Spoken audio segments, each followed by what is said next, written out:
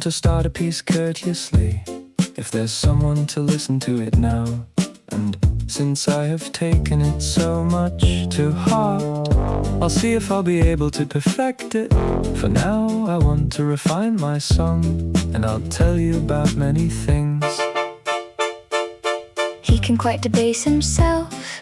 Who wants to blame courtesy, since the wisest and most learned can't say or do so much that one can't teach him a little or a lot in such times.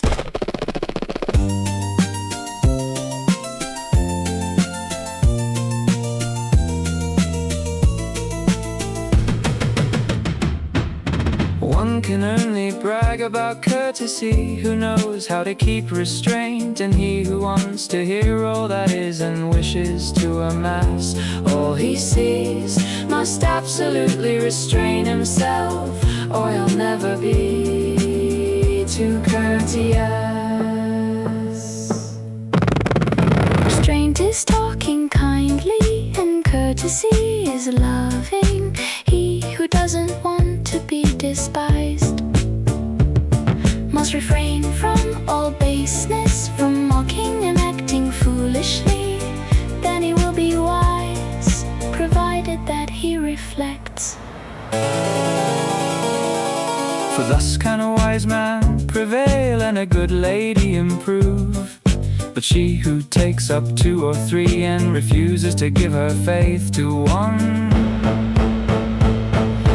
must degrade her virtue and worth each month. A praiseworthy love is one that appreciates itself. And if I say any base thing, wanting to blame my lady for her ills, I agree that you make me wonder whether I'll have what she promised me.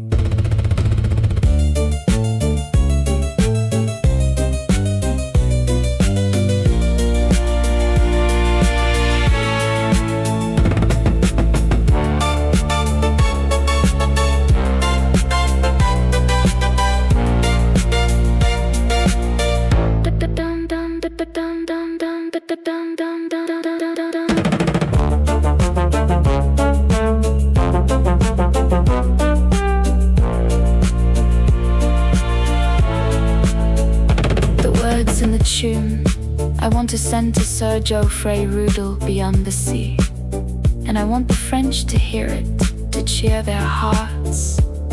For God can well forgive it to them, whether it's a sin or it is mercy. Whether it's a sin or it is mercy.